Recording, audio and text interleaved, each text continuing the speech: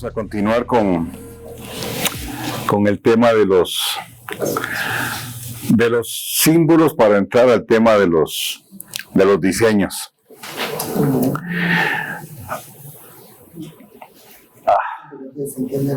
Ok. El diseño andino sobre Ecuador y en especial sobre la ciudad de Quito se define bajo el principio nefilim de igual arriba, igual abajo, cuya idea es reproducir aspectos del diseño del cosmos en la Tierra. ¿Cuál es la finalidad? Alinear cielo, tierra y canalizar la energía del cosmos para los intereses de ellos.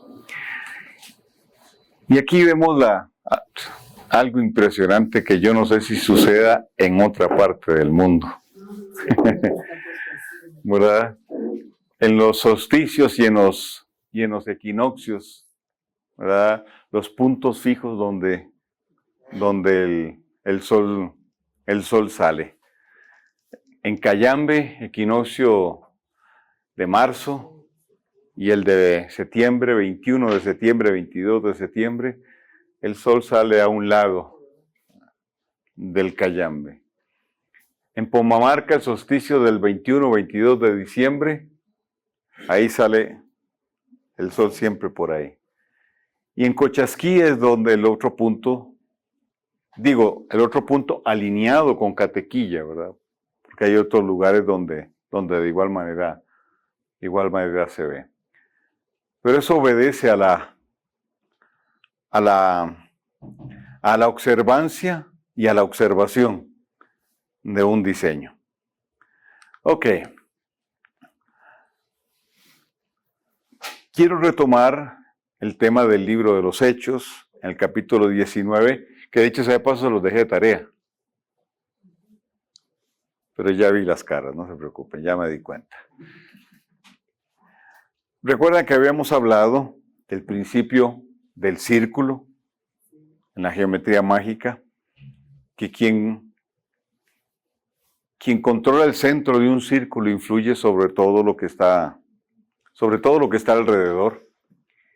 Y hablamos del trabajo de Pablo, el apóstol Pablo, y sus viajes, que tuvieron como objetivo central Éfeso. Éfeso en aquel tiempo era el centro filosófico, el centro ideológico, el centro comercial y sobre todo era el centro religioso espiritual más importante del planeta. Ahí convergían, según dice la historia, gente importante, filósofos, etc. ¿Cómo estás? Ay, muchas gracias. Muy bien. Y en ese lugar, sí, ellos me caen muy bien. En ese lugar estaba el templo de Artemisa o el templo de Diana. Y esta es una reconstrucción de ese templo. Entre otras cosas, sí, esta es es una reconstrucción en 3D. Sí, no, el templo está en ruinas. Está en ruinas hoy, pero lo interesante de esto es que Éfeso era una ciudad en aquel tiempo cosmopolita. Y el centro de la ciudad y el eje de la dinámica de la ciudad no era ni lo filosófico ni lo comercial, era el tema religioso. Aparte de las características muy interesantes de diseño de geometría mágica que tenía el templo, que de hecho es geometría mágica, ¿verdad? Se convirtió o fue diseñado para ser un axis mundi, es decir, el centro de la ciudad para conectar los de arriba, los de abajo y los de debajo, ¿verdad? Y como pues sabemos, este triángulo tiene que ver con el control de Zeus sobre todo lo creado. Por eso en la mayoría de las edificaciones griegas usted va a encontrar este triangulito. Y de hecho muchas logias masónicas, sobre todo los que pueden construir sus propios templos, los construyen bajo este diseño, ¿verdad? Y es muy común ver el tercer ojo aquí en medio del triangulito. ¿Ok? ¿Por qué? Porque este triangulito habla del dominio de Zeus. Pero el templo estaba dedicado a la deidad femenina, a Artemisa o la diosa Diana, generando desde ahí una influencia a toda Asia. Entonces, ¿por qué les sugerí que leyeran y estudiaran el pasaje? Porque, en mi opinión, es una de las cosas extraordinarias que Dios hizo a través de Pablo. Desarticulizar una estructura político-religiosa a través de una estrategia de 2 años. Y aun cuando lo que vemos es o leyendo el relato bíblico, podríamos ver a Pablo, ¿verdad?, en la función de evangelismo. Pero realmente detrás de eso, Pablo aplicó todo lo que él había aprendido, todo lo que le fue revelado. O sea, no podés golpear una ciudad como esa si primero no atacás su fuente de nutrición, la fuente espiritual. No puedes golpear la ciudad si primero no golpeas el trono desde donde se gobierna realmente la ciudad. Ni siquiera golpear el poder político, si no golpeas el poder espiritual que se asentó sobre la ciudad. Y eso es lo que Pablo estableció. O sea, a partir de ahí, la estrategia de Pablo afecta la estructura básica de esa construcción.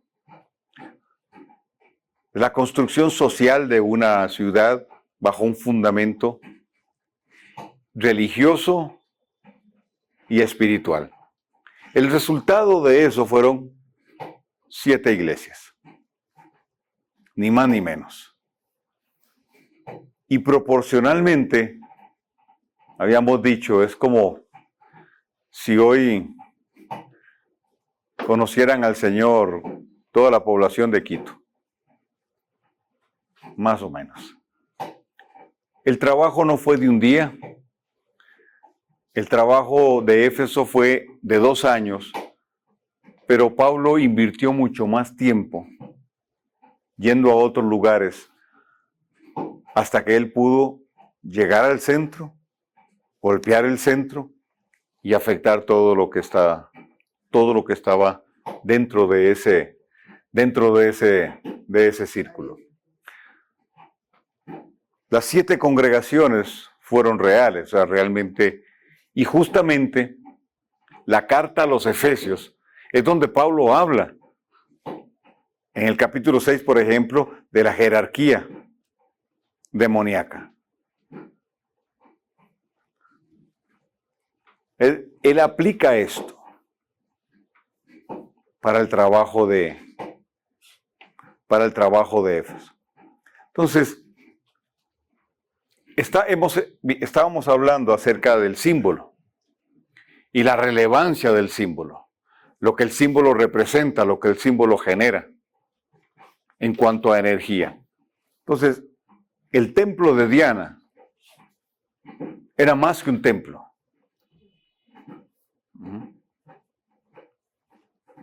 Era una caja de resonancia magnética.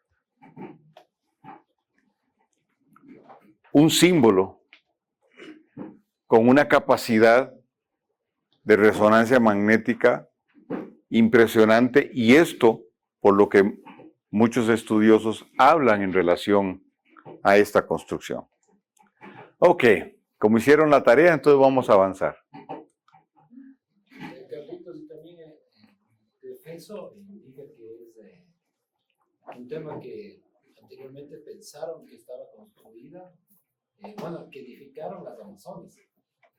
Y el templo estaba edificado a la madre diosa, o a la diosa de las madres. Uh-huh. Entonces, tiene también mucha connotación esa parte. Antiguamente fue diseñada como un altar primero a la deidad femenina. O sea, mucho tiempo atrás, sí, fue consagrada una deidad femenina y sobre ese fundamento se construye, sobre el fundamento ideológico y espiritual se construye ese templo. Y también la edificación, la forma de edificación, si nosotros podemos observar un poco el tema de las principales o las más prestigiosas universidades del mundo, es idéntica a la construcción. Todas.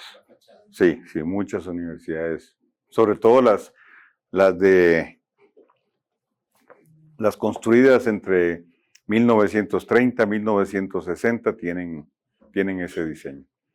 El alma mater. Ok. Vamos a tocar un poquito el tema de la orientación espacial andina. ¿Ok? Y los aspectos básicos de la cosmogonía andina en este diseño.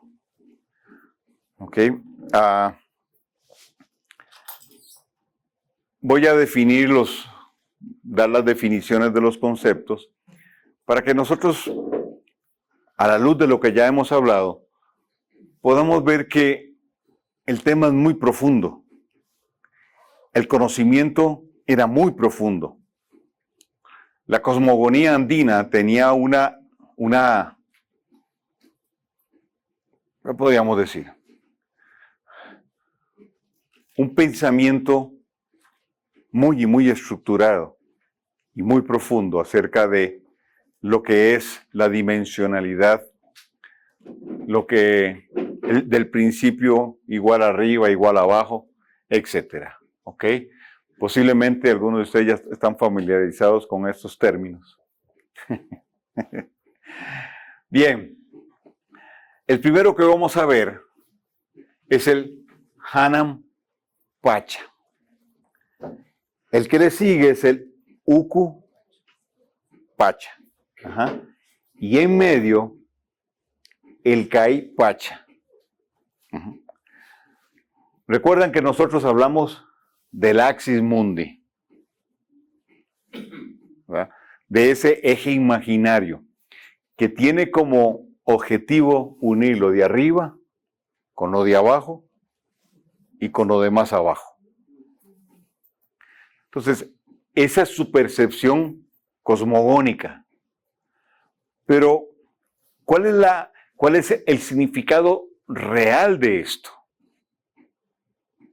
Es el que hemos estado hablando. Porque con el Axis Mundi no solo se define el centro de un lugar, sino que se define el lugar o se define a partir de la convergencia de líneas ley, ¿recuerdan?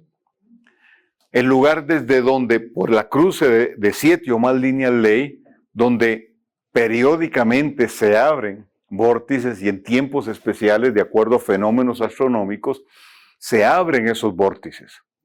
Hemos enfatizado mucho el tema de Catequilla y ya vamos a entrar un poquito más al tema este.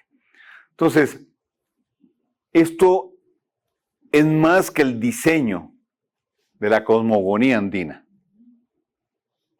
Es la estrategia de los nefilim utilizando a los indígenas para generar una antena o un punto de contacto entre cielo y tierra. Entonces, el Hana Pacha tiene que ver con el supramundo o el mundo de arriba. Y recuerden que En todas las culturas antiguas, la idea de construir una pirámide era para tener cercanía con los dioses. ¿Ok? Satanás nos vendió a nosotros, a través de la religión, el tema de la dicotomía. Es decir, el cielo allá y nosotros aquí. El cielo allá y la tierra aquí. Dios allá y nosotros aquí. Entonces, de ahí la necesidad de invocar al Espíritu Santo para que venga. Y hasta hay cantos de eso. El Espíritu de Dios ven. Cuando la Escritura dice que somos templo del Espíritu Santo, que Él está en nosotros. Inclusive Eliseo, él dijo, vive el Eterno, en cuya presencia soy, estoy y me muevo. Es la misma idea de Adán. Adán nunca dijo, voy a ir al culto. Él era un culto viviente. Él nunca dijo, voy a buscar a Dios. Y yo entiendo la intención detrás de esto, pero creo que una vez más las palabras nos juegan una mala pasada. Adán nunca dijo, voy a buscar a Dios, porque si estás en la presencia de, estás con, perteneces a. Entonces, esa idea de lo divino afuera y yo aquí, es la trampa que el enemigo generó. Pero si nosotros estudiamos a profundidad el tema andino, ellos no veían esa separación. La clase sacerdotal egipcia no lo veía tampoco. El pueblo sí. Pero la intención era otra. Entonces, la idea de construir pirámides, inclusive las mismas tolas, era para poder tener una mayor cercanía e interaccionar con. Caipacha es el mundo medio, el reino físico de los seres vivos, donde ellos plantean que se establece el caos para llevarlo a armonizar con el cosmos. Y luego el Ucupacha, que es el mundo de abajo o inframundo. ¿Ok? No se llama infierno. El infierno no existe como un lugar. ¿Ok? Es una metáfora. La palabra infierno, infernus, es algo que fluye de adentro. Entonces, por ejemplo, se usaba para referirse al Gaena. En los tiempos bíblicos, el Gaena era el crematorio, al cual se salía por una puerta que no es parte de las 12 puertas, se llamaba la puerta del estiércolero. Entonces la gente salía ahí a botar la basura y había un fuego constantemente ahí debajo que iba consumiendo la basura. No sé si alguno, eso sucede por ejemplo en los aserraderos. Bueno, yo me crié cerca de un aserradero. Entonces se amontonaba todo el aserrín. Entonces a veces la trampa era caer en el aserrín y hundirse mucho porque entonces te quemabas. Porque abajo estaba el fuego y no se acababa. Ese fuego no se acababa. Iba consumiendo el aserrín. Entonces conforme iba cayendo, en los crematorios, en los basureros, todavía hay lugares donde eso se hace. Ok. Entonces, es una metáfora, ¿por qué? Porque está hablando no de un lugar, sino de una condición. Y de hecho lo usamos, ¿o no? Uy, es que esto es un infierno. Está hablando de una situación que no cambia, ¿verdad? Que parece que no va a cambiar nunca. Sinónimo de eso sería, uy, esta cruz que cargo. Bueno, esas eran palabras de mi abuelita. Esta es la cruz que me tocó llevar. Entonces, la palabra infierno pasa a ser un lugar, comillas, a partir de Dante de Alighieri y la Divina Comedia. Él se la inventó. ¿Ok? A partir de ahí, entonces se habla del infierno como un lugar, pero antes de él, el infierno no era un lugar. Se habla del inframundo. Se habla de los lugares bajos. Y los lugares secos tampoco están ahí. Los lugares secos están arriba, en el tercer cielo. Cuando dice que el demonio sale, la persona ya anda por lugares, ok, arriba. Ok, la palabra pacha o pacha en quechua significa tiempo o se relaciona con tiempo y espacio. Ok, Pachamama se le llama a la tierra. Ok, pero pacha tiene que ver con tiempo y espacio. Los 4 suyos hacen referencia a la espacialidad en la dimensión andina. ¿Ok? Entonces, aquí están los suyos. El conti suyo, el colla suyo, el anti suyo, chincha suyo. En mi país hay otro suyo que se llama chanchullo. Aquí también. ¿Aquí también? Ah, bueno. Los suyos hablan de los espacios, ¿ok?, que ocupaba el pueblo alrededor de ese axis mundi. ¿Ok? ¿Ah? Es lo que resume todo eso. Resume todo eso, los 4 puntos. ¿Ok? Ahora, si es tiempo y espacio, también define dimensionalidad. ¿Ok? Esto es mío. Porque en la cosmología andina tiene que ver con el espacio que se ocupa alrededor de ese lugar sagrado, alrededor de ese punto. Pero para mí también tiene que ver con dimensionalidad. O sea, trasciende el tiempo y el espacio. ¿Por qué? Porque el axis mundi, ese centro, se convierte en un punto neurálgico, desde donde se genera una energía que cumple una función, que se distribuye a partir de las mismas líneas ley, que se distribuye a través de las líneas cósmicas, una energía que constantemente fluye. Entonces, no es solo un tema de espacio y tiempo. Para mí también tiene que ver con dimensionalidad, porque trasciende.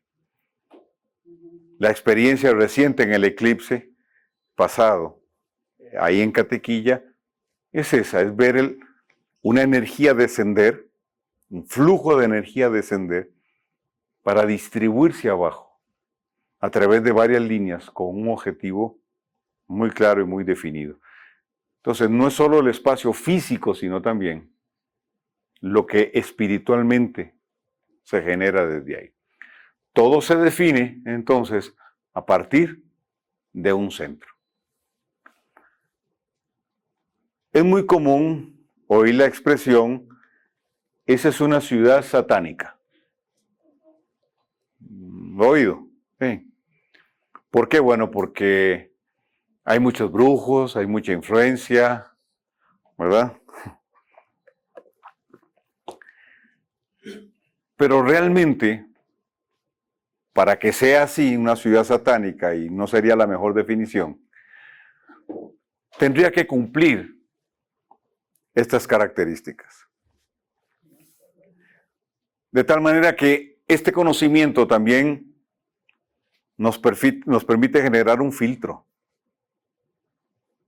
Porque hay ciudades que son afectadas desde aquí. Lugares que son afectados desde un centro como este. Entonces vamos a esa ciudad, hacemos, ¿verdad?, todo lo que se sabe hacer, pero realmente no va a ser efectivo. Algo va a generar. Sí, pasó alguito. Pero no fue algo contundente porque no es el centro. ¿Me explico? Cuando golpeas el centro, todo eso se va a afectar. Todo eso se va a afectar. Este esquema expresa no solo el conocimiento que tenían, sino la relación con los espacios definidos en la escritura. Arriba, abajo y debajo. A partir del axis mundi y líneas ley.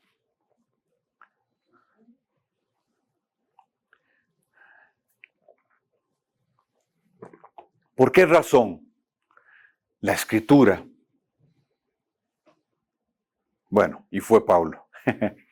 Nos va a definir que ante el nombre de Yeshua se tiene que doblar toda rodilla y toda lengua confesar que Él es el Señor, de lo que está arriba, abajo y debajo. O sea, eso es una constante. Y un punto importante en lo que es la batalla espiritual. Porque está hablando del señorío de Yeshua. En esas tres, llamémosle, dimensiones.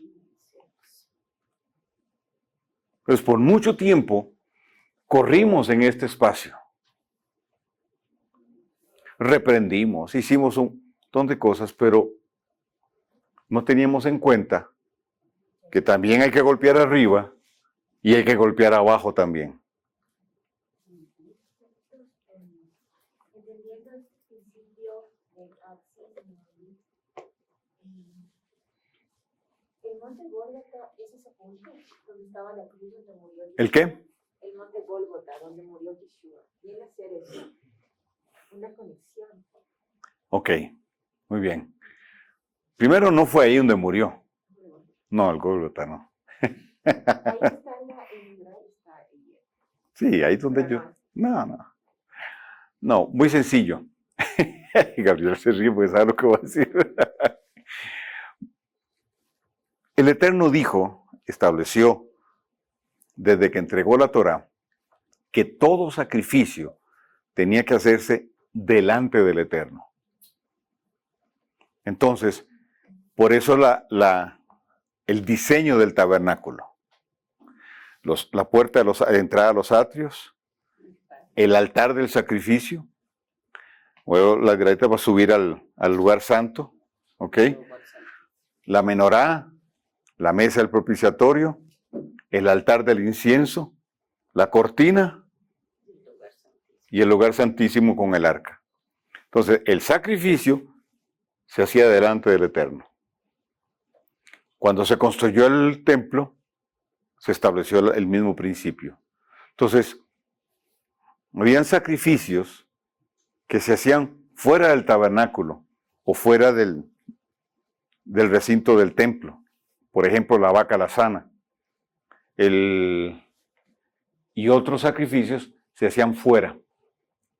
Pero no podía ser cualquier lugar. Tenía que estar alineado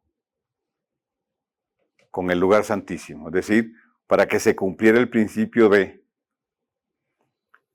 un sacrificio para que fuera agradable, tenía que ser hecho delante del Eterno. Y eso implicaba un diseño. Entonces Yeshua no pudo haber muerto en el Gólgota. El Gólgota no está alineado. 2. Yeshua asciende. Ahí en el libro de los Hechos, asciende a los cielos después de resucitar. Él asciende en el monte de los olivos. Y el ángel le dice a los talmidim de Yeshua, que no se, parafraseo, que no se preocupen, que así como lo vieron subir, así descenderá y sobre ese mismo lugar. Zacarías 14 dice que él pondrá sus pies sobre el monte de los olivos. Y ese lugar sí está alineado.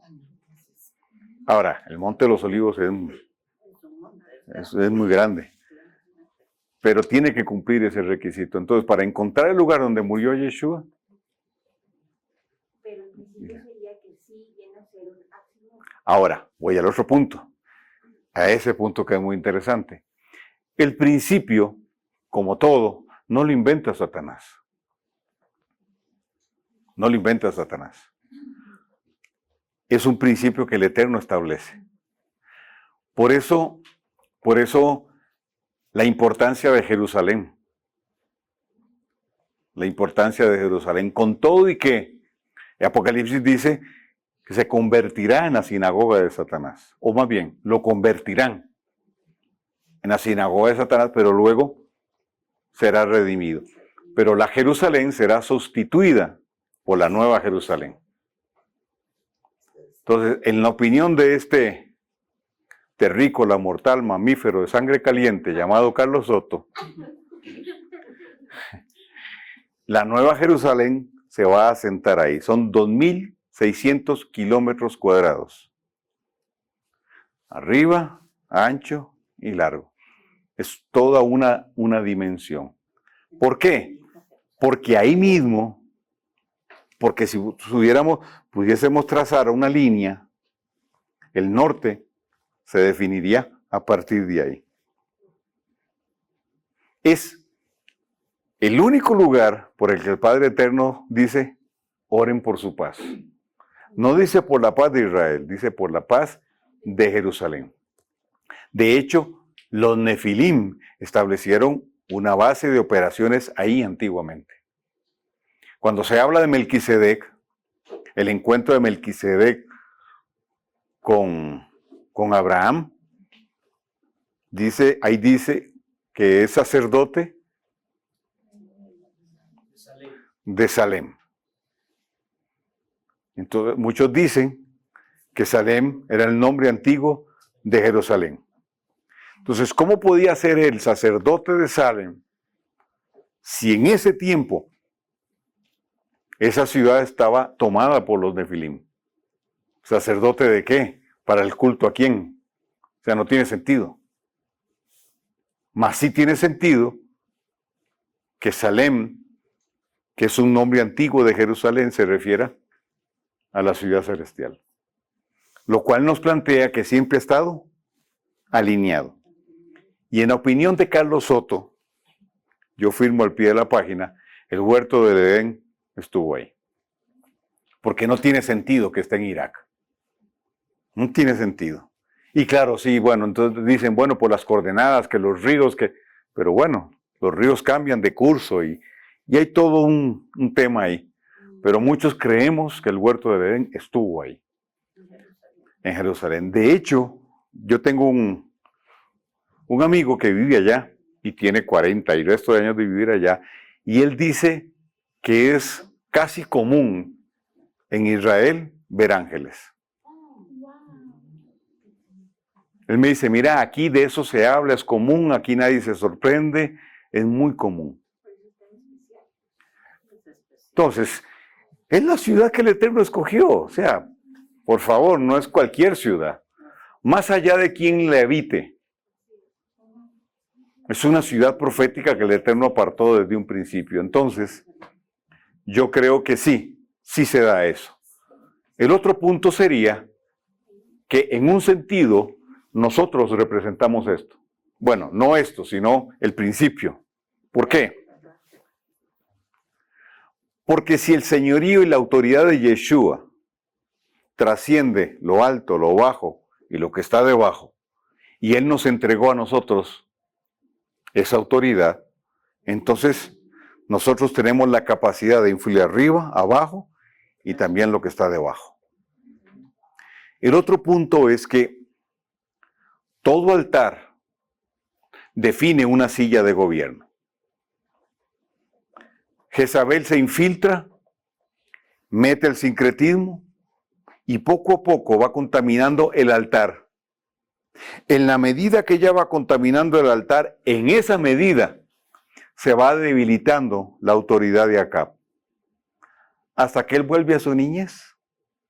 Sí, tiene un episodio ahí de regresión interesante porque él quiere la viña de Nabot y Nabot le dice, no se puede vender la tierra que se conquistó con sangre. Tremendo, ¿ah? De verdad que... Entonces, acá hace una perreta, decimos en mi tierra, ¿cómo se dice aquí? Una rabieta. Una rabieta. Una pataleta. Se acuesta en la cama y dice, ahora es que no como. Sí, se devolvió para el rincón y llegó Isabel. Y le dice, ay, mi papi, ¿qué le pasa, mi chiquito? ¿Qué tiene, mi bebé? Y le dice, no, vos no me quiere vender la viña. Ay, mi amor, ya se lo resuelvo, papito. Ay, de verdad, mamá dijo Jezabel. Y claro, ella le dice, dame tu anillo de sellar.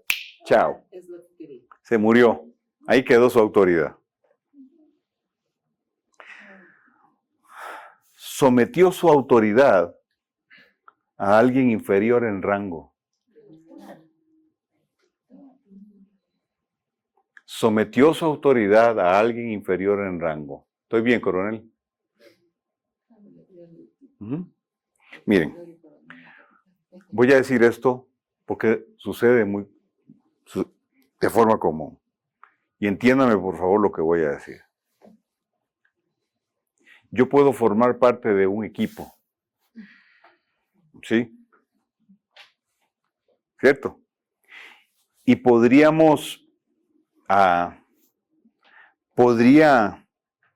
haber recibido una persona X la revelación para hacer un trabajo de batalla espiritual y juntarnos para hacer ese trabajo. ¿Ok?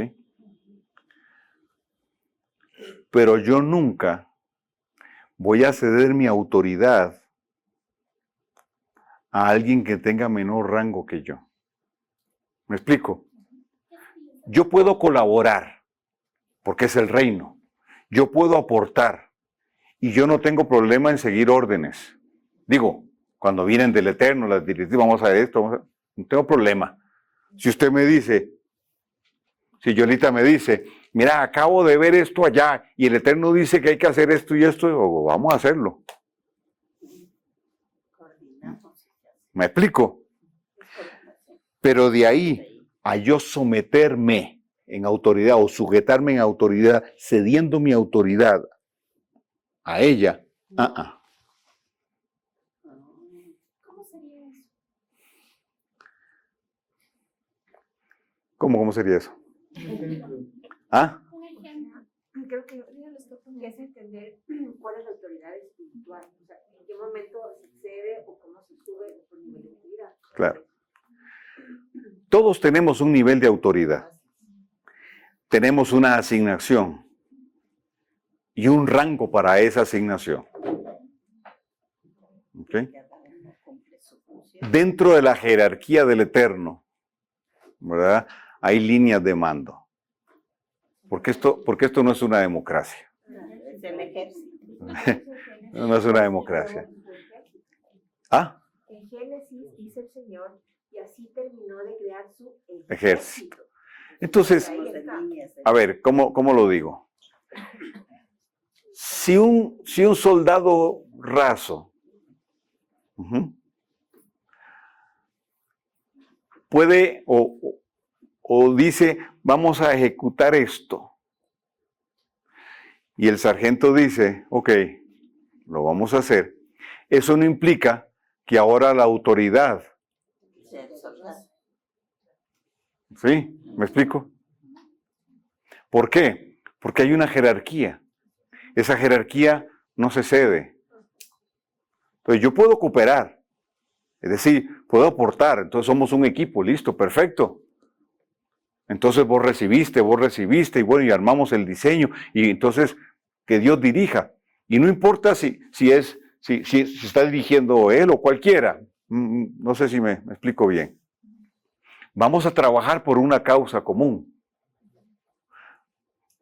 Pero si una persona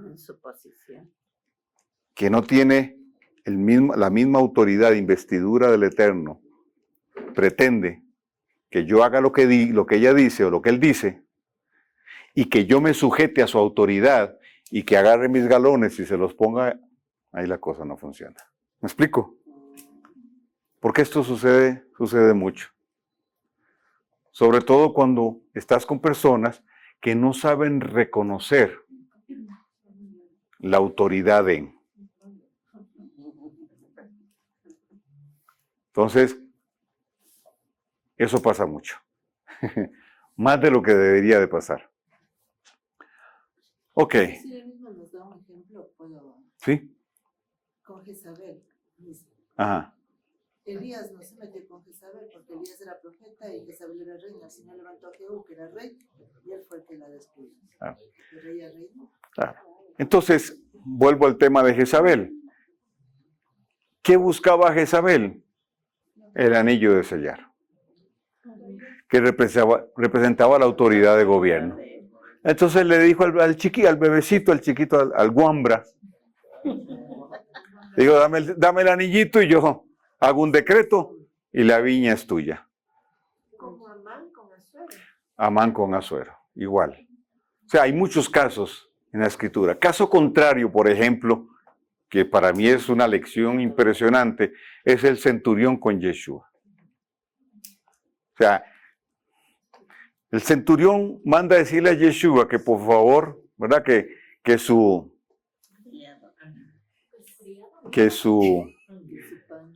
digamos que su criado pana está enfermo. Entonces Yeshua va hacia la casa y cuando el centurión ve que viene, le sale al encuentro. ¿Y qué le dice? No soy digno. Ok, pero bueno. La pregunta es, ¿por qué no era digno? Eso lo vamos a dejar por ahí.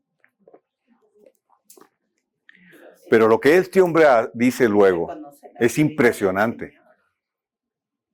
Porque él le dice al Señor, no soy digno que entres en mi casa,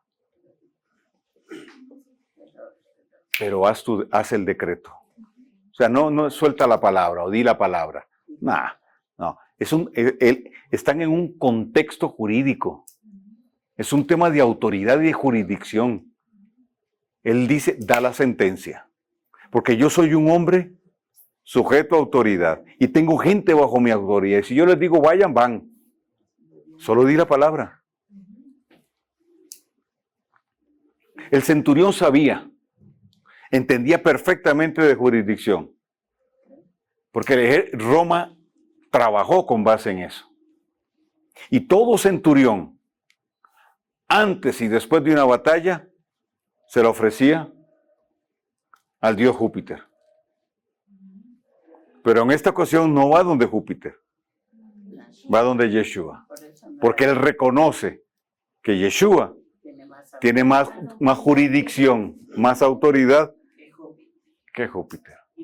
Ese es el caso. No, él no era digno. Lo voy a decir. Él dijo, no soy digno porque era su compañero sentimental, no porque era su criado.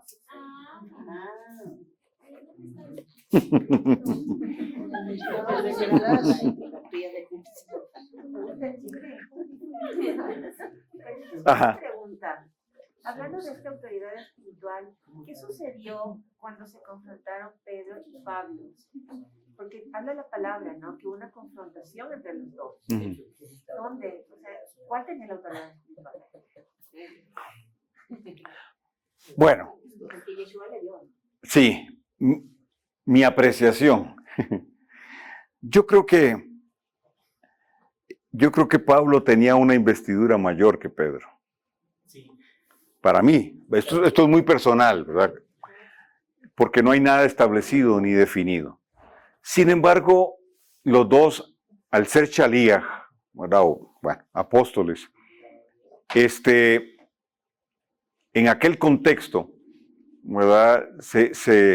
La autoridad era compartida, por decirlo de alguna manera. Sin embargo, lo que Pedro estaba haciendo, como Pablo mismo dice, era digno de ser confrontado. Porque Pedro estaba jugando un juego de hipocresía. Él quería quedar bien con los dos lados. Y estaba judaizando a los gentiles. Pedro sí estaba judaizando. Entonces, Pablo lo confronta, haciendo uso de esa autoridad que él tenía, que en mi opinión era mayor que la de Pedro.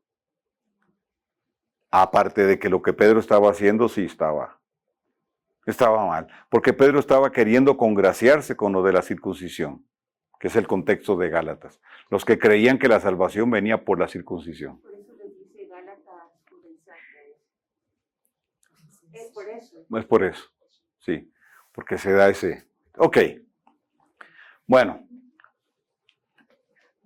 Entonces, nosotros tenemos esa autoridad para regir de esta manera. Y a donde iba hasta lo siguiente. Yeshua muere en un lugar alto. Yeshua muere en un altar. Y luego el Padre le dice, bueno, ya lo había profetizado, ven y siéntate a mi diestra, hasta que ponga a todos tus enemigos por estrado de tus pies. Es decir, el altar es la plataforma de la silla de gobierno. Entonces no podés gobernar o ejercer autoridad de gobierno si no tienes un altar sólido. Entonces, las tinieblas lo conocen, por eso ellos buscan los lugares altos. Porque desde el lugar alto se establece la silla de gobierno. Por eso, muchísimos políticos recurren al ocultismo, a brujos, a chamanes. Bueno, muchos. Es que no, pero lo que pasa es que en este caso, Correa, antes de sus elecciones, fue a los montes altos. Claro, Fue al Cotopaxi, fue al Tungurahua y al Chimborazo. claro. Luego, En Venezuela los presidentes van a la montaña de Sorte. Y en muchos países se da. Por ejemplo, los consejeros de Chávez fueron los Babalao. Los Babalao fueron la fuerza que ayudó a gobernar a Fidel y a establecerse en Cuba. Y podríamos irnos a los países escandinavos, podríamos irnos a Medio Oriente. Es el mismo principio. El poder espiritual, el poder del altar, sosteniendo y alimentando la silla de gobierno. Ok, nosotros somos un altar viviente. Miren, somos un templo. El templo es el lugar donde se hace el sacrificio. Nosotros somos el sacrificio. Os ruego por las misericordias de Dios que presentéis vuestro ser integral como un sacrificio vivo, santo, agradable, eterno, porque ese es vuestro culto racional. Romanos 8:1. 1. Entonces, somos el templo, somos el sacrificio, nuestro corazón es el altar y somos el sacerdote que lo oficia. Entonces somos un lugar alto. Eso hizo Yeshua de nosotros. Por eso ya no necesitamos un altar donde ir a sacrificar. Ya Yeshua lo hizo por nosotros y ahora nosotros lo hacemos todos los días. Es un tema de todos los días.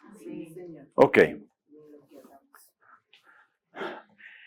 En cierto aspecto no hay nada fuera del símbolo, como tampoco del cosmos, ya que éste expresa la totalidad de lo posible, en cuanto todas las cosas son significativas y ellas reflejan lo inmanifestado mediante lo manifestado.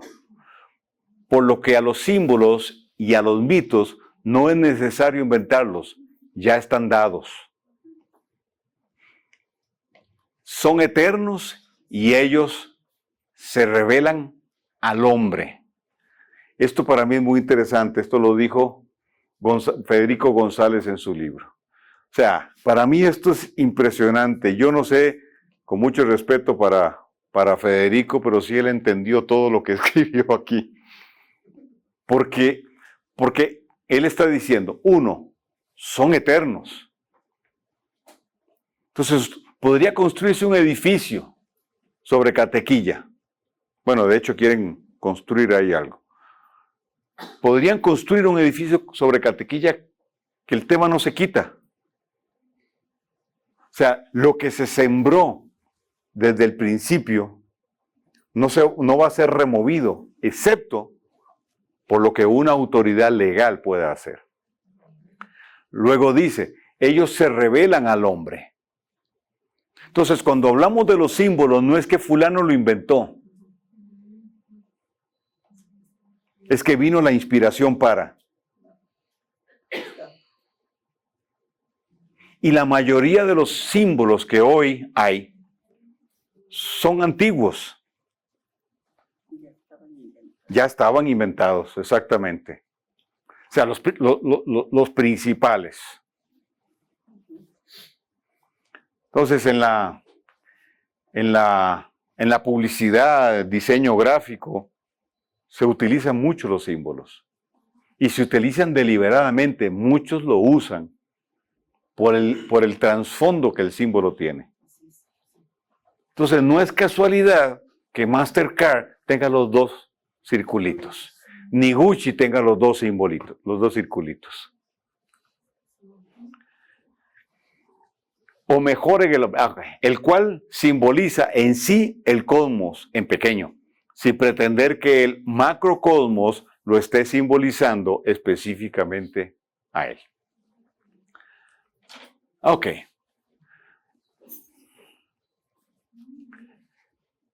Este es el otro símbolo que usa Lozano. Cuando la Vía Láctea cruza el cenit, dibuja una línea en dirección sureste-noreste. 12 horas más tarde, otra en dirección sureste-noreste. El diseño total será una cruz conformada por estos dos ejes, suroeste-noroeste, sureste-noroeste y suroeste-noreste. Es decir, esta. Entonces, volvamos al principio del axis mundi, el centro D. En esta nación, esto sucede todos los días.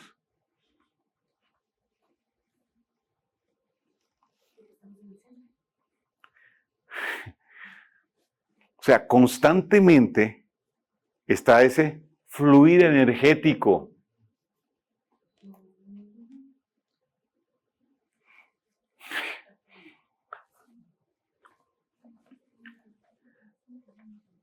Hay más de 47 volcanes. Y según las cuentas, y sumando, alrededor de 270 tolas, más las que destruyó los hermanos separados. El catolicismo en su conquista.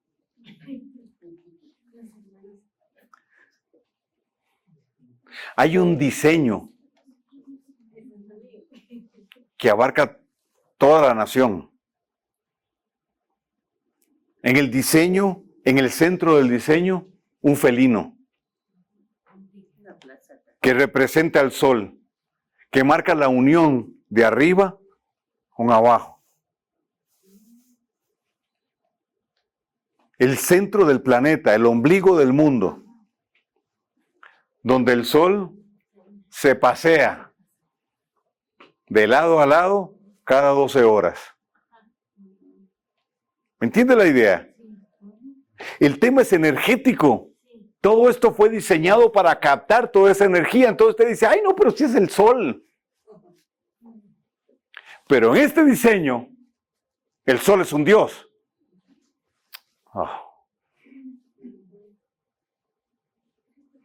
Si usted lo analiza aisladamente, ok, usted podría decir que los otros son extremistas.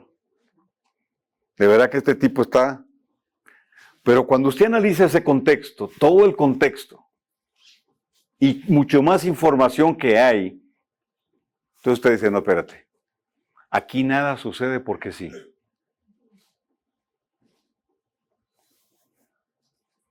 Es que es casual, es una conjetura. No, es un dato científico.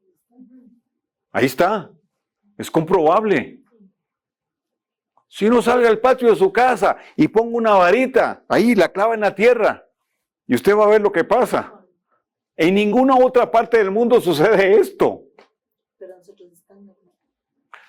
Ese es el tema. Se volvió tan familiar para ustedes que perdió su valor. Pero para el enemigo no. Entonces, todas esas tolas, esos diseños, son como celdas. que atrapan esa energía. Las piedras tienen memoria. El agua tiene memoria. Estamos parados sobre uno de los mantos acuíferos más grandes en el mundo. Estamos en el centro del mundo, donde la energía...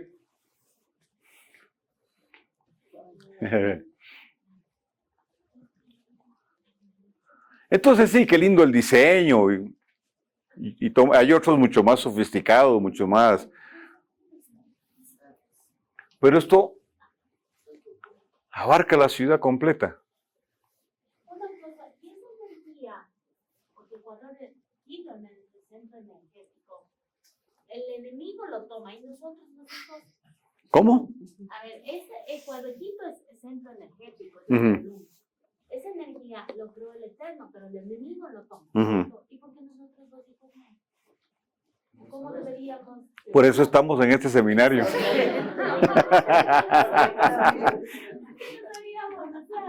Por eso mismo. Porque el sistema religioso se convirtió en una mazmorra, en un diseño para esclavizar a los hijos del Eterno, para que solo aspiraran con irse para el cielo, Sí, esperando el rapto. sin entender el propósito y la asignación de estar aquí, más allá de salir a predicar el Evangelio, que está bien. Poco a poco, como la revelación es progresiva, y digo hemos en sentido general, hemos ido entendiendo cada vez más. Y hoy estamos en un punto clave. Por todo lo que está sucediendo, en el tema geopolítico, etcétera, hoy estamos despertando. Primero sacudiéndonos de toda esa religiosidad, el sistema religioso. Depurando nuestra mente, reaprendiendo, redefiniendo conceptos para entrar en una carrera, para mí, de ser eficaces en lo que hacemos. Entonces, gracias al Eterno, ningún esfuerzo que se hace en el nombre de Jesucristo, en el nombre de Yeshua, deja de tener valor y deja de sumar. Hoy estamos en una plataforma totalmente diferente. Un remanente ha entrado en una dimensión gracias a lo que muchos han hecho hace 20, 30, 50, 80, 100 años. Porque no estaríamos aquí si ellos no hubieran hecho su trabajo, su parte. Y nosotros somos la plataforma de una generación que no le va a tocar muy fácil, que le va a tocar bien complicado. Millennial, Centennial y todo lo que venga ahí después. Por eso es tan importante lo que estamos haciendo nosotros hoy, porque está poniendo una plataforma. Somos la generación que está corriendo el velo para decir, no, esto no era así. Ve, así es. Para que una generación se establezca en la verdad plena y el diseño pleno. Entonces, esto no será problema. Ok, estas oposiciones diagonales resultan por ser la Vía Láctea a un plano inclinado, de modo que cuando salen las estrellas en un cuarto se ponen las que se hallan en el cuarto diagonal. Esto es de Urtongari. Estas relaciones diagonales en la rotación del plano celeste de orientación sirven para recrear metafóricamente los ciclos míticos y cosmológicos andinos. Aquí es importante decir algo. Yo no sé qué harían estos tipos si me escucharan a mí dar esta clase, usando como referencia lo que ellos investigaron, ¿verdad? Posiblemente, porque es otra perspectiva, obviamente, desde nuestra posición. Pero el trabajo del enemigo es cíclico. Nuestro Dios es un Dios que se mueve en ciclos.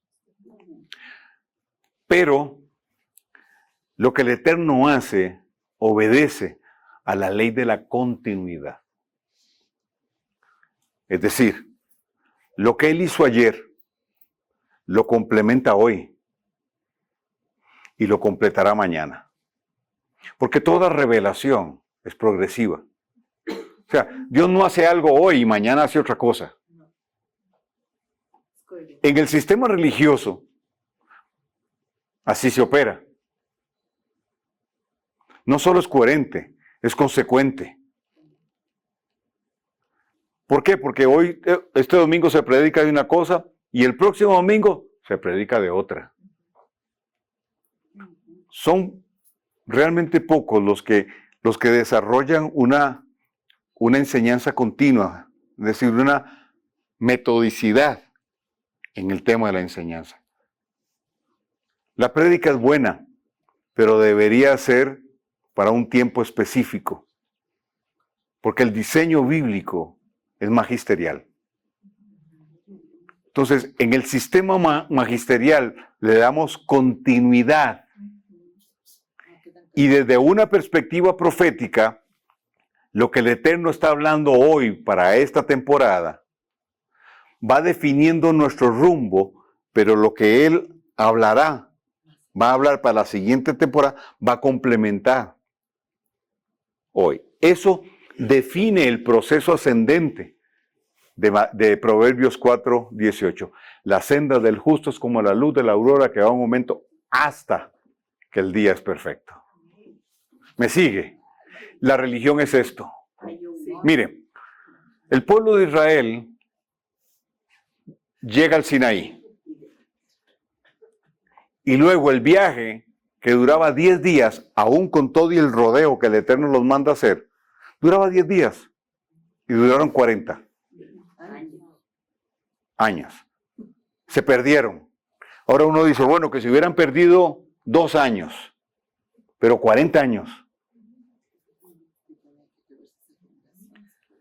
La pregunta es, ¿cuántas veces pasaron frente al Jordán y no identificaron la puerta? Porque ellos hicieron esto. Aquí estaba el Sinaí, la gloria, la presencia de Dios y todo lo que usted quiera. Entonces hacían una elíptica para volver al mismo lugar. Cuando ellos regresaban ahí, volvían a pasar por ahí, ya la gloria no estaba. Porque proféticamente Dios se manifiesta hoy aquí, pero no se queda aquí. Ahora Él va a estar aquí arriba. Elías vio la gloria en el Carmelo, pero al día siguiente ya no había nada, porque el Eterno estaba en el monte Horeb esperando a Elías, y Elías dijo, ya aquí no está, ya me acabé yo, Jezabel me va a matar, se metió al desierto, entró en una terrible depresión, quería morirse. ¿Me explico? Entonces sí, la gloria de hoy, hermoso, bendito el Eterno, pero a ver, mañana se lo oré. Él va a hacer algo diferente mañana. Entonces la religión te enseña a dar vueltas sobre lo mismo. Entonces, la verdad revelada de ayer es el dogma de hoy. Por eso se establecen las denominaciones. Ah, no, de ahí para allá, de herejía para arriba. La verdad. Entonces, una institución es la que gobierna en nombre de Dios. ¿Qué diferencia hay entre eso y el sistema del catolicismo romano? Nada. La sotana nada más. Muy duro. Bueno, lo siento. Porque cuando uno no dice las cosas directas, la gente no entiende. No. A ver, no, espere. No capta, no quiere captar. Cuando usted se las tira así como de ladito, como, ¿verdad? Como para hacérsela bien diplomáticamente, no funciona. Porque nosotros, el ser humano, es evasivo por naturaleza. Entonces, tiene que ser así, directo.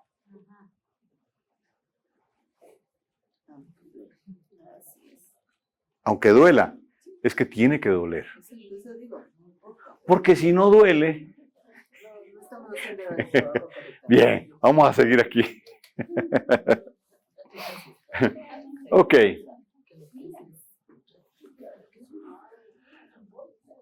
Vamos a hablar de algo, uno de mis temas favoritos. La batalla cósmica y el Sulam Hashamayim.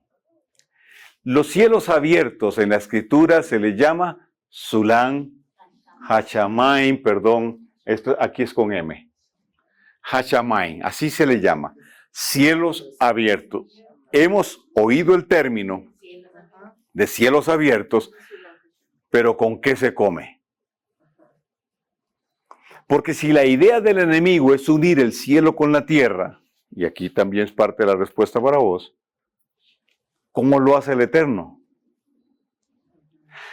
La gran diferencia es que lo que el Eterno hace no viene de una dimensión inmediata, viene de la eternidad, la dimensión a la cual el enemigo no puede accesar, ni accesará.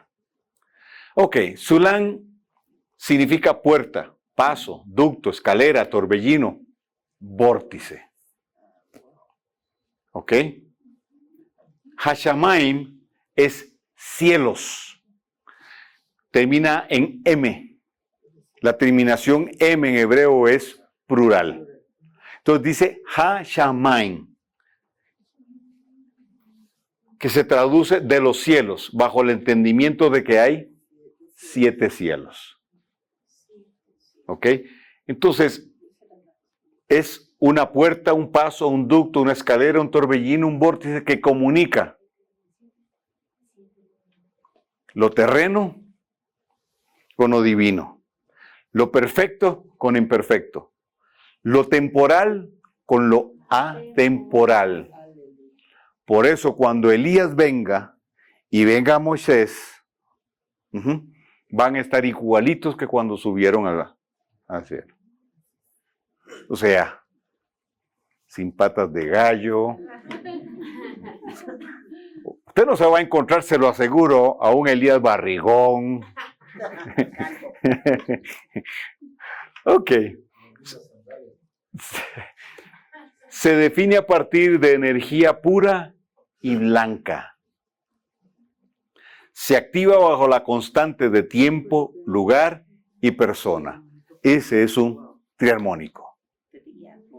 Entonces, si nosotros queremos ver a Dios actuar, hay que estar en el tiempo que Él señaló, en el lugar que Él determinó y con las personas que Él escogió.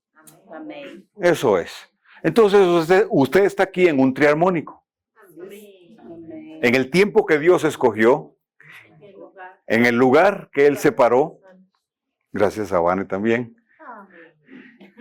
y con las personas.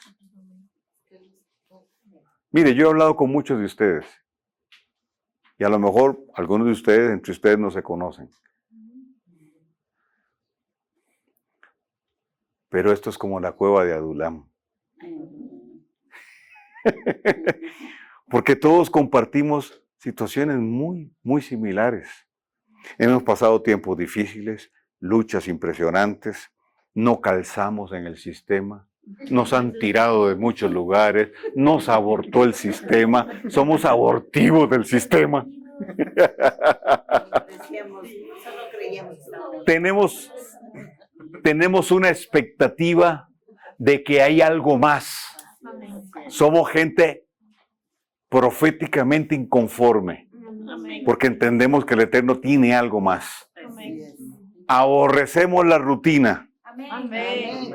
No nos gusta estar dando vueltas en círculo. Nos aburre ver lo mismo todos los días. Queremos ver a Dios actuar. Queremos ver a Dios moverse. Somos gente que cree que las cosas pueden cambiar y las circunstancias pueden cambiar. Somos gente que entendemos que estamos arriba y no abajo. Que somos gente de autoridad y de gobierno. Por eso están aquí ustedes. ¿Lo ve? Ok. Bien. Ese es el triarmónico. Ahora, cambia las circunstancias de tiempo, de lugar y de persona.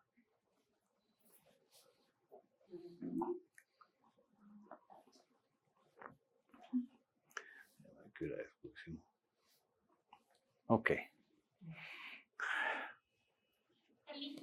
Sí, claro. Hay un estudio científico que demuestra que se ha descubierto que en el norte hay una constelación que es más o menos como eso.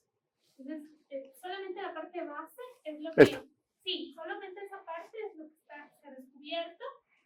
Y el video termina diciendo justamente, hacen relación a lo que dice la palabra en cuanto en el norte está el cielo y y dicen justamente que científicamente creen que puede haber ahí un agujero de gusano. Claro. Sí, para contrarrestar el black hole de Doctor Strange. Sí, he leído sobre eso. Está muy interesante.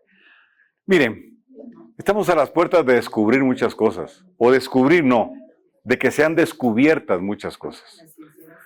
Porque nos engañaron, nos mintieron, nos crearon una realidad que no es la realidad. El mundo va a girar, yo se los vengo diciendo, va a dar un giro. Y ya Hollywood nos lo viene anunciando hace rato. Y el Eterno viene hablando de esto también hace mucho. Ahora en la tarde teníamos una conversación y me preguntaron, ¿y qué pasa si realmente hay extraterrestres?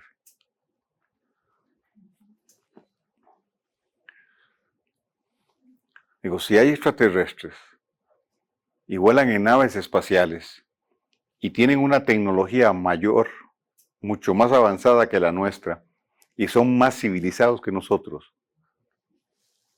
¿qué importa?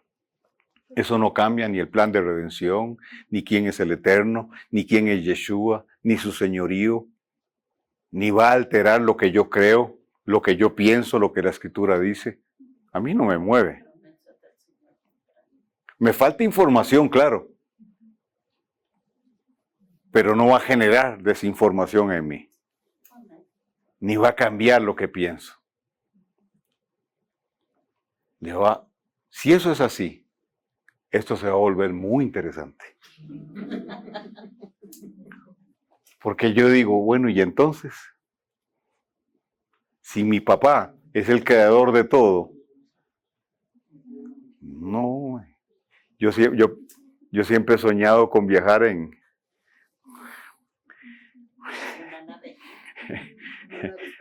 la de, ¿cómo se llama?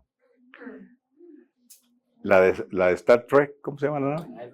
Enterprise. Bueno. Uno de los objetivos del enemigo al utilizar los diseños cielo-tierra es bloquear la manifestación del Eterno en nuestra dimensión. Que la revelación no corra y que haya bloqueo. Alimentan el sistema religioso y generan el poder que impulsa el gobierno político. Es la base del estupor y el control sensorial y mental. Es lo que llamamos cielo de bronce. Entonces vean, Isaías 25, 6, 7 dice, sobre este monte el Señor Todopoderoso preparará para todos los pueblos un banquete de manjares especiales, un banquete de vinos añejos, de manjares especiales y de selectos vinos añejos. Sobre este monte rasgará el velo que cubre a todos los pueblos y el manto que envuelve a todas las naciones.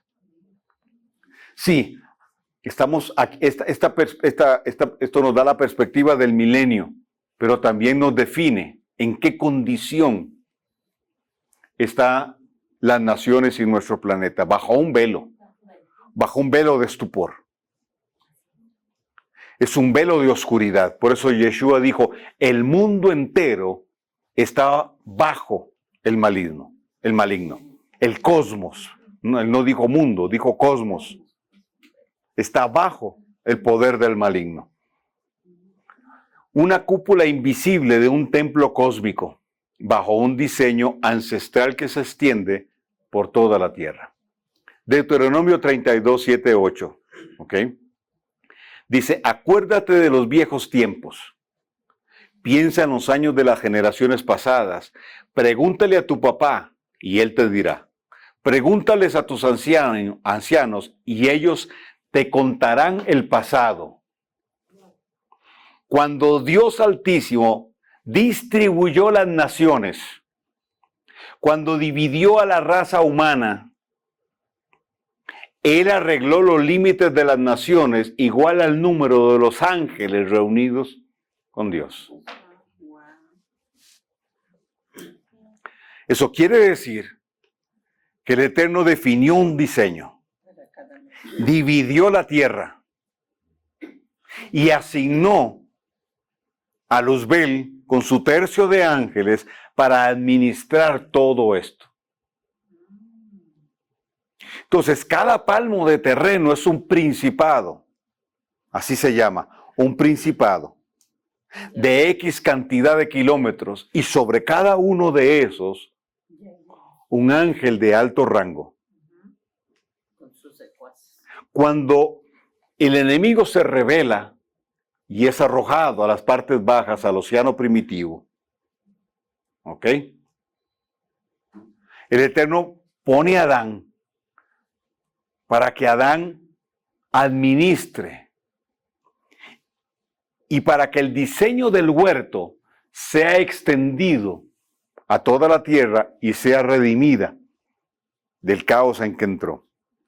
Pero ya ustedes saben lo que Adán y Eva hicieron. Entonces el enemigo retoma su diseño.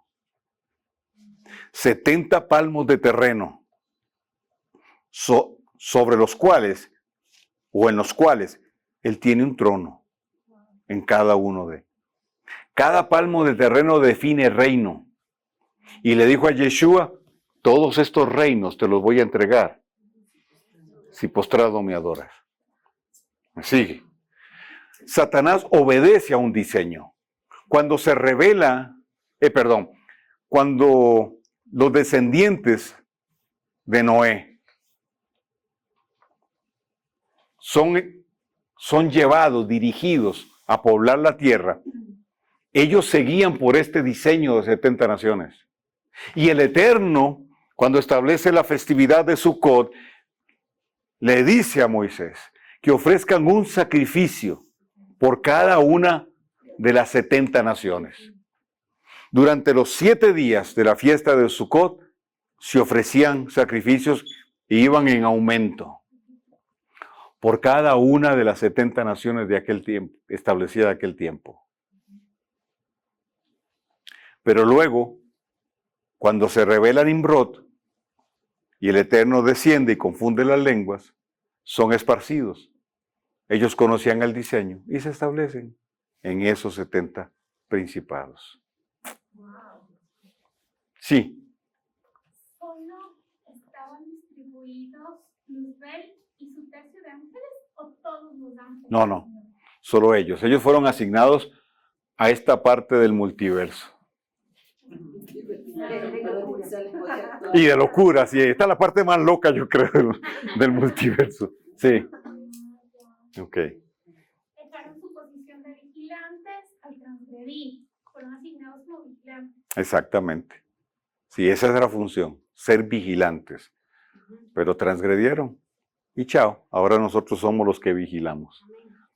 Bendito el Señor por el Espíritu Santo, porque si no esto estaría muy mal. Ok. Hay una base científica, astronómica, agrícola, etcétera, en los diseños, pero tienen fines y objetivos luciferianos. Los 70 principados establecen la jurisdicción de las tinieblas y las columnas del templo cósmico para generar la distribución de la energía bajo el principio igual arriba, igual abajo. El enemigo toma el diseño primigenio y lo pervierte, Tanto los descendientes de Noé como los de Nimrod se establecen bajo ese diseño. El Eterno quiebra a través del Sulam esta estrategia y hace girar el reloj profético cada vez a mayor velocidad. ¿Me sigue? Entonces piense en esto, deje de leer y míreme aquí. Tenés 70 principados, son 70 columnas que sostienen el templo cósmico, ese manto que envuelve las naciones, de estupor, de ceguera, que le permite al enemigo tener control. El mundo entero, dijo Yeshua, está bajo el maligno. Ok, esa cúpula llega hasta el tercer cielo. En el tercer cielo es donde está asentado Jailel, Luzbel. ¿Ok? Esa dimensión es una dimensión de batalla espiritual. En el tercer cielo, allá arriba. ¿Cuál es la referencia? Apocalipsis 12. Ahí nos dice claramente la batalla que se libra. Ok, pero vea esto.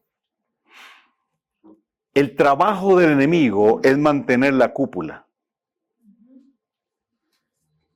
Pero toda intervención de Dios, que le llamamos sobrenatural, afecta esa estructura. Entonces, cada vez que el Sulam Hashamayim se abre, esa estructura es afectada. Y el enemigo tiene que trabajar para volver, voy a decirlo así, a cerrar lo que sucedió. ¿Cómo lo hace? Abriendo los cielos. Entonces, Dios no es sobrenatural. Es sobrenatural lo que Él hace. Él es eterno. Isaías 57 nos lo dice con toda claridad. La traducción dice, Él habita en la eternidad. Terrible. No, Él es la eternidad. Él no habita en, Él es. De esa dimensión eterna es que Él provoca el acceso a nuestra dimensión. Su intervención es sobrenatural. Lo sobrenatural define entonces lo que Él hace, no lo que Él es. Y yo sé si fulano de tal tiene una canción que dice Dios es sobrenatural, pero no tiene base bíblica como muchas de las canciones que se cantan hoy, sin base bíblica. Y menos el reggaetón cristiano.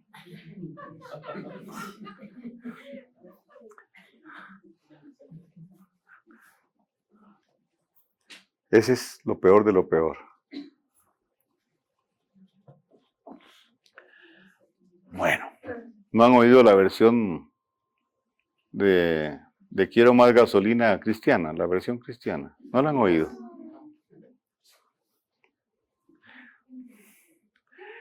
Bueno, sigamos aquí mejor. Un ejemplo de lo anterior es Daniel 10. Daniel estaba en el río Hidekel, el Tigris, y muy posiblemente relacionado con el Quebor de Ezequiel, ¿ok? Parte de los canales babilónicos. En el día 24 de Aviv, Aviv, el mes de la salida de Babilonia, la salida de Egipto, y algunos creen que el mes de la entrada a la tierra prometida. ¿Ok? No vamos a leer todo el capítulo para ahorrar. Yo creo que tiempo creo que usted lo ha leído. ¿Qué es lo que sucede ahí? Daniel ve la profecía de las 70 semanas, ve que la profecía no se ha cumplido y entonces empieza a inquirir, a orar, a interceder. ¿Ok? Al día 21 viene la respuesta. No es que él tenía que ayunar 21 días o orar 21 días. Eso no es así. Sino que al día 21 vino la respuesta. Pudo haber sido al día 19, pudo haber sido al día 26. No hay magia en el día 21. Entonces hoy, sí, es que voy a ayunar como Daniel 21 días para que el Eterno intervenga. No es así. Eso se llama superchería. Ahora, si el Eterno te dice, ¿verdad? Es otra cosa. Pero no como, ¿verdad? Si yo hago esto, entonces el resultado va a ser este. Como le funcionó a él, me tiene que funcionar a mí. Pero vea qué interesante.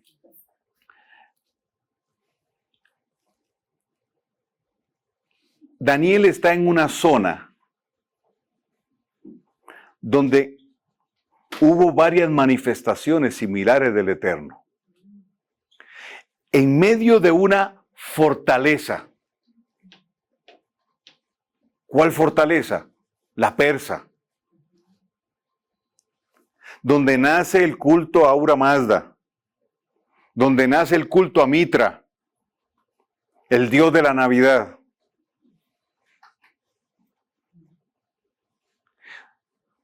Daniel está en el centro astrológico de aquel tiempo. Y hablo de la perversión de la astrología. Daniel era astrólogo, pero del otro lado de la fuerza. Una fortaleza espiritual. Y Daniel está ahí solo. El Eterno le da una dirección y él empieza a operar en esa dirección.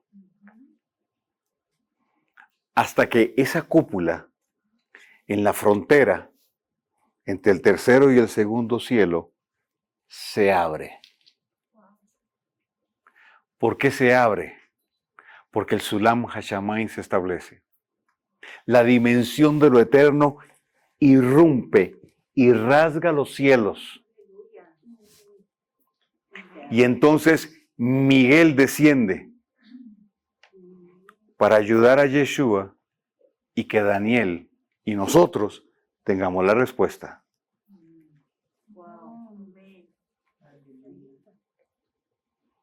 Los cielos se abrieron. Y si los cielos se abrieron, es porque habían cielos de bronce. Eso se da en macro y se da en micro. Podría ser sobre una ciudad.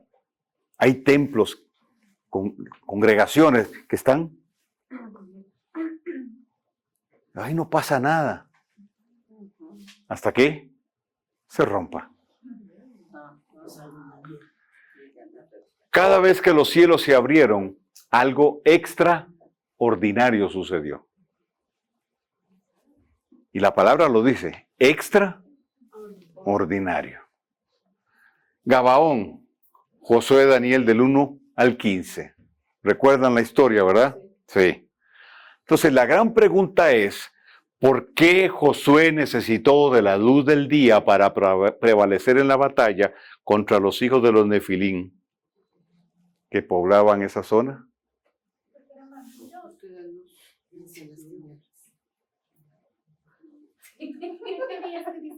Dígalo. No, dígalo, no es una teoría, dígalo. Eran vampiros. Claro. Eran seres de la noche. Si hubieran peleado de noche, se los comen vivos.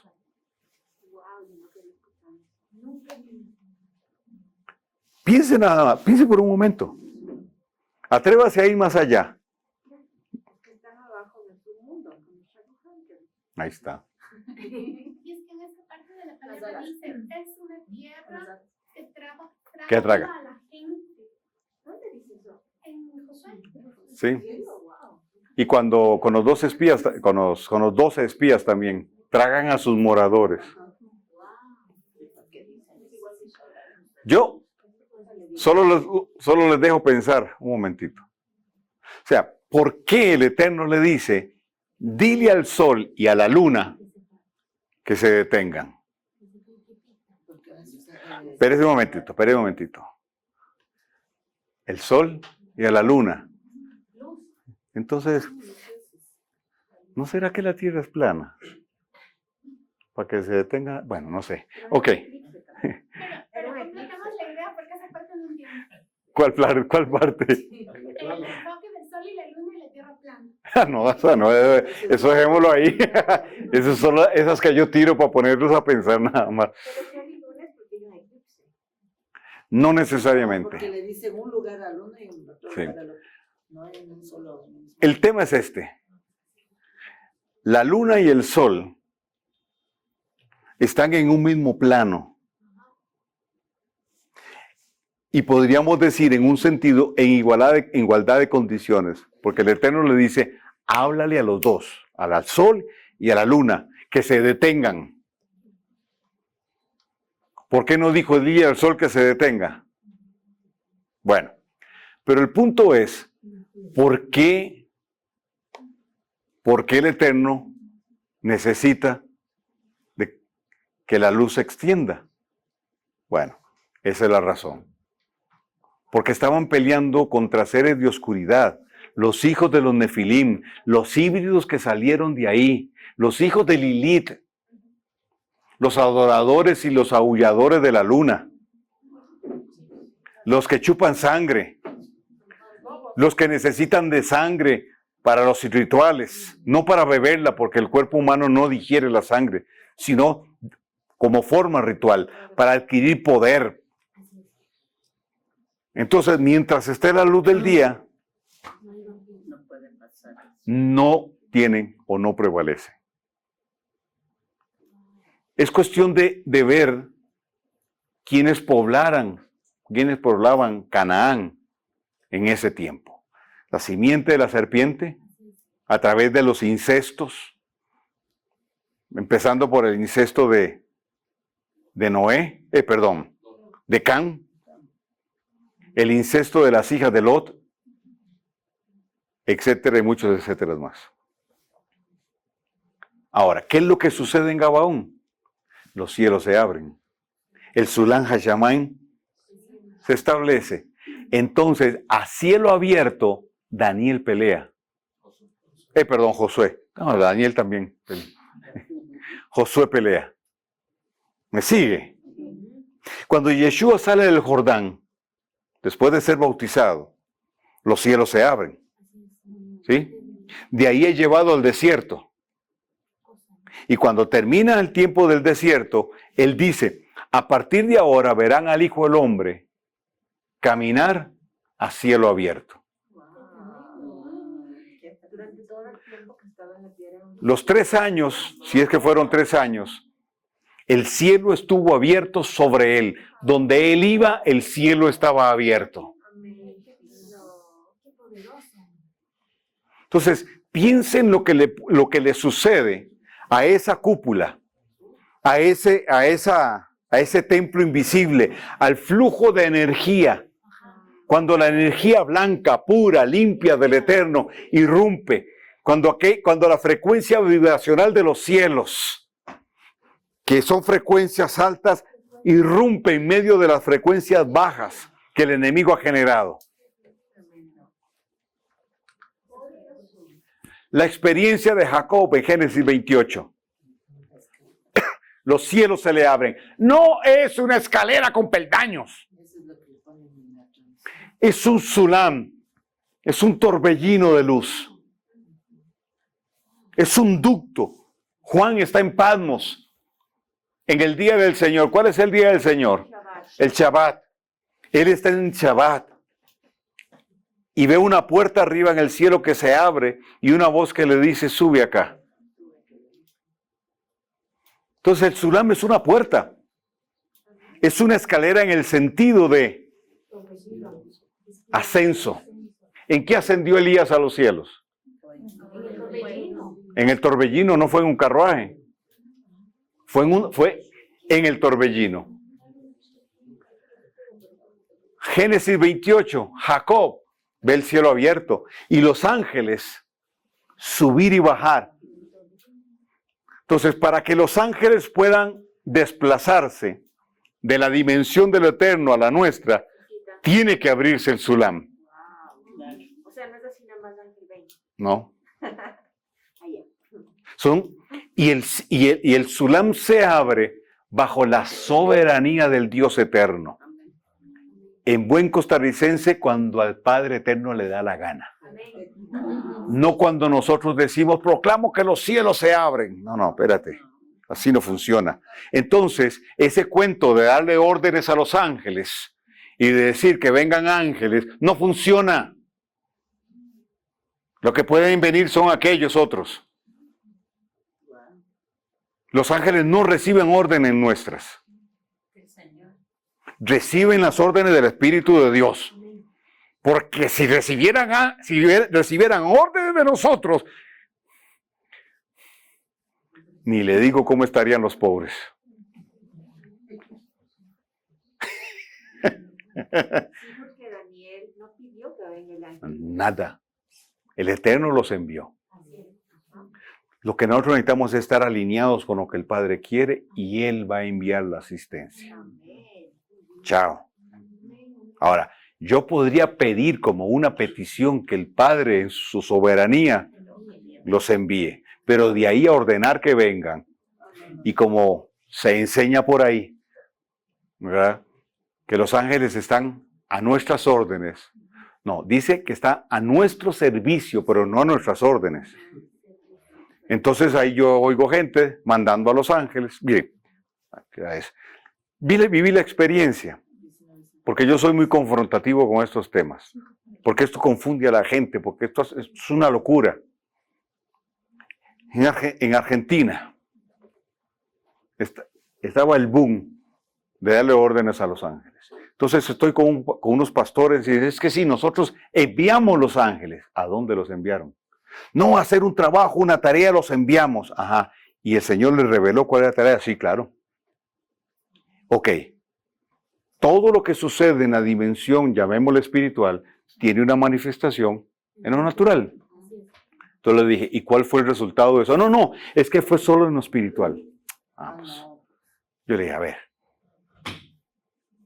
eso no tiene sentido. Si ustedes me dicen que los enviaron a librar una batalla en X lugar, tiene que haber un resultado que es medible físicamente. Porque todo lo espiritual influye sobre lo natural y lo determina. No, me dijo que eso fue en un plano abstracto. Ustedes están engañados. Ustedes no enviaron a nadie fue. Ustedes vieron al ángel. ¿Cómo son los ángeles? No, con unas alas grandes. Los ángeles no tienen alas.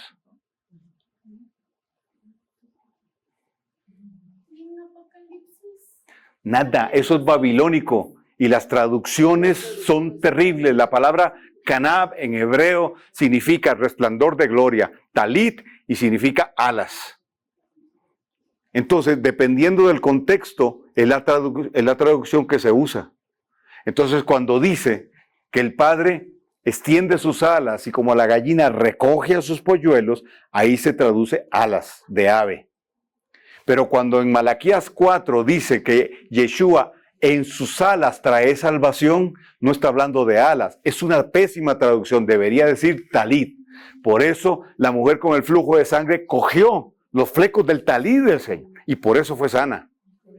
Y con los ángeles tiene que ver con resplandor de gloria, no con alas. 2.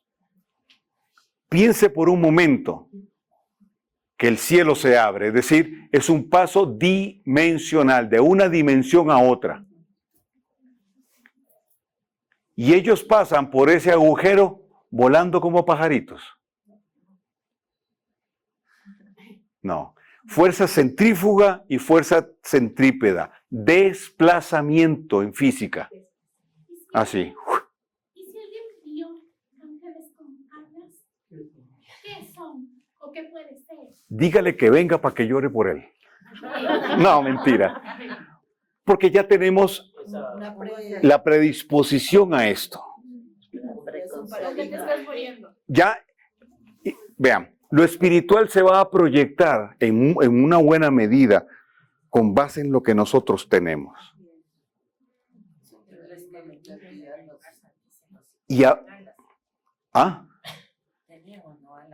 Pero es una representación. La palabra querub significa atraer a su gloria.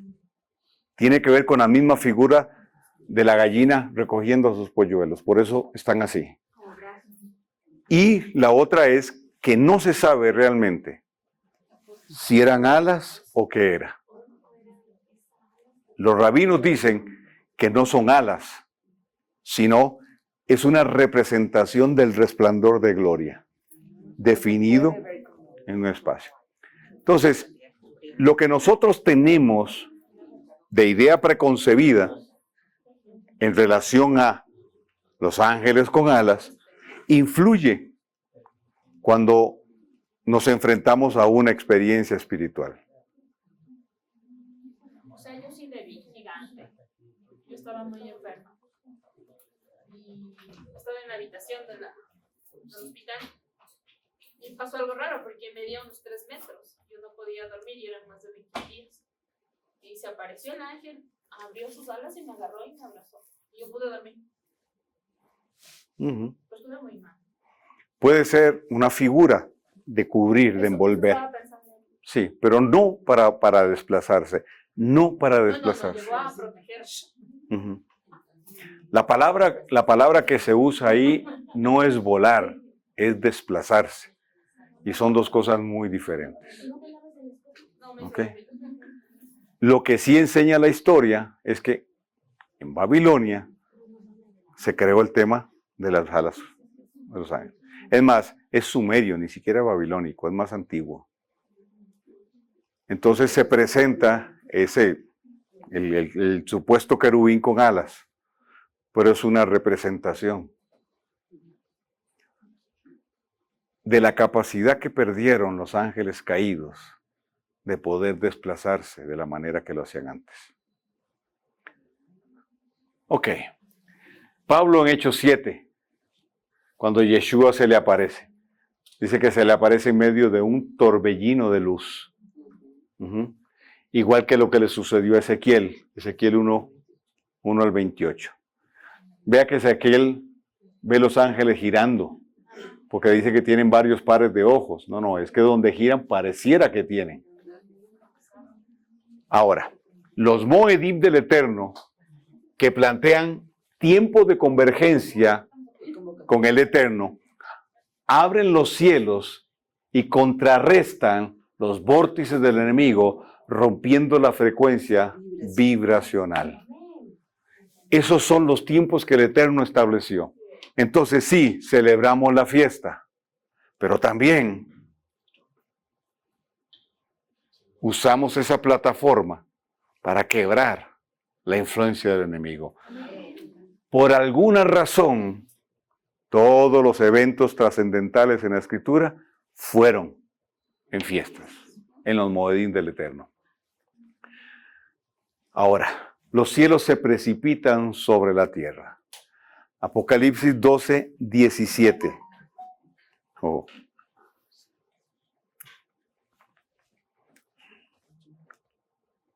Híjole, las 8 en punto.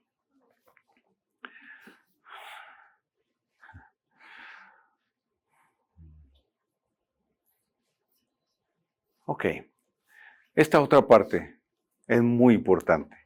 Entonces, no, ya son las 8, no voy a correr, no la voy a atropellar ahí, la vamos a dejar para la siguiente clase. ¿Por qué? Porque esta otra parte nos habla de cómo el Eterno curvó los cielos. Curvó los cielos para esconderse Él detrás de ellos, para que el hombre no lo pueda ver y no muera. Él establece 7 dimensiones y se esconde detrás de ellas. Pero hay 2 salmos que vamos a ver que establecen que al curvarse los cielos, impulsan al Eterno, lo impulsan a salir de allá. a salir de allá. Entonces, cuando habla de la segunda venida de Yeshua, es eso. Los cielos se curvan para impulsarlo, impelirlo a ir hacia afuera. Entonces, con él, los cielos se precipitan sobre la tierra. ¿Me estoy explicando? Se precipitan sobre, quiere decir que la dimensión de arriba va a tomar lugar abajo. Y ese espacio donde el enemigo ha operado ya no va a ser su jurisdicción. Entonces, cada vez que nosotros nos activamos como un altar y nos alineamos con el tiempo del Eterno, el lugar y con las personas, los cielos se abren. Al abrirse los cielos, generamos una alteración en la frecuencia del enemigo. En la medida que eso vaya siendo cada vez más y más fuerte, va a ser menos y menos fuerte la influencia del enemigo. Entonces yo creo que yo les puse este ejemplo. Imagínense un recinto, un cuarto oscuro, sin luz. Usted está en medio del cuarto oscuro. Afuera hay luz. Y de un pronto a otro, se abre un hoyo. Aquí, otro por allá, otro. La luz empieza a penetrar hasta que llega un momento en que la luz de afuera ya está adentro y no hay oscuridad. Y no hay diferencia entre afuera y adentro. Eso es lo que va a suceder. Cuando Yeshua venga, con él viene su dimensión. Pero antes de eso, nosotros hemos ido horadando los cielos. Hemos ido horadando los cielos como un queso gruyere. Por eso dice, preparamos el camino. Ahí está. ¿Me explico? Y eso es lo que va a precipitar a Yeshua para que venga. Ahora, la venida de Yeshua no se va a dar sin que los cielos donde Él opera se precipiten sobre nosotros. Entonces, aquella idea del rapto que nos van a sacar de aquí, nos van a llevar para allá, quién sabe a dónde. No, espera. Si el cielo se precipita, es como dar un pasito. Por eso yo digo, es un encuentro con Él.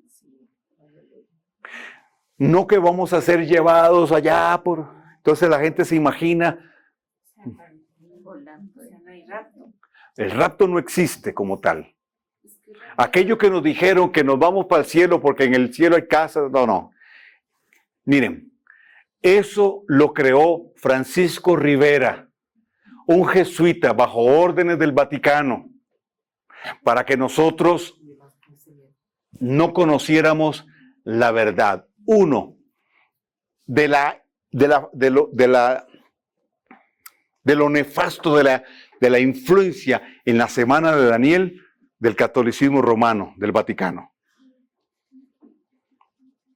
Y dos, para generar una expectativa equivocada. Sí va a haber un encuentro con Él. Pablo lo dice, y seremos transformados como en un abrir y cerrar de ojos, claro, porque si no, no podemos accesar a esa dimensión.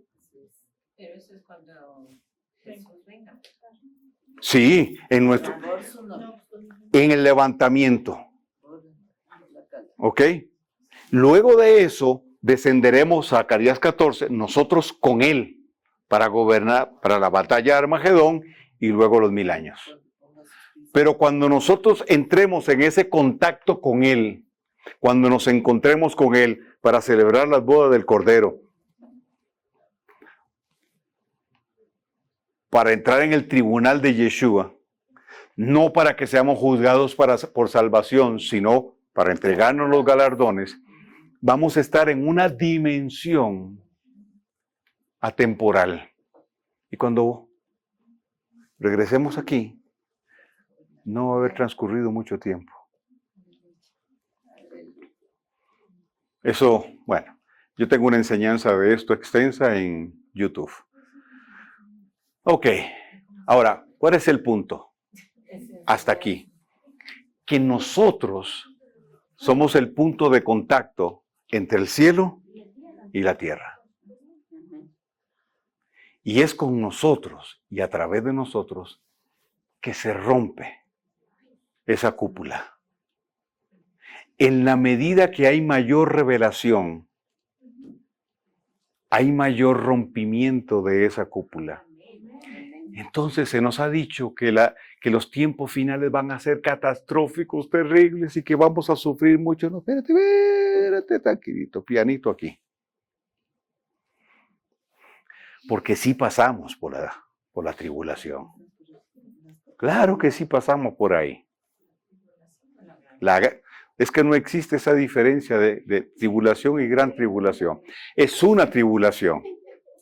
Son los traductores que le hicieron es la semana de Daniel. Ahí estamos.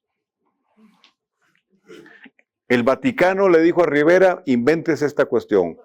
No vamos a pasar por la gran tribulación. No pasamos por la gran tribulación. Ya no estamos aquí. Entonces nos fuimos todos junto con los católicos.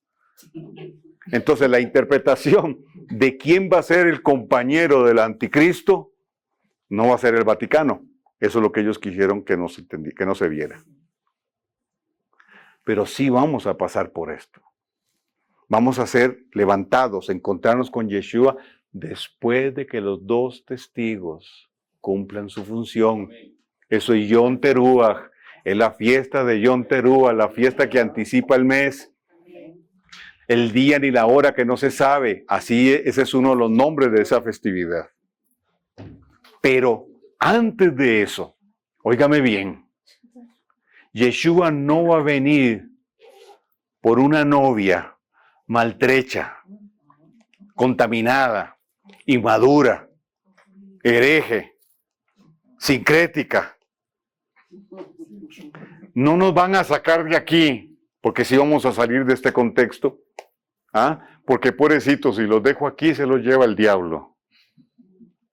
Nosotros vamos a salir de aquí como cuando un buen deportista que ha tenido una carrera hiper mega brillante se retira en el mejor punto.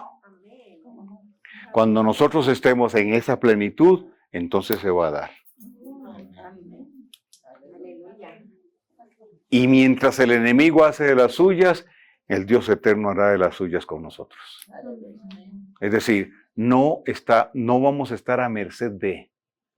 No, es que va a haber hambruna sobre la tierra y entonces nuestro papá nos va a dar que nos muramos de hambre. No.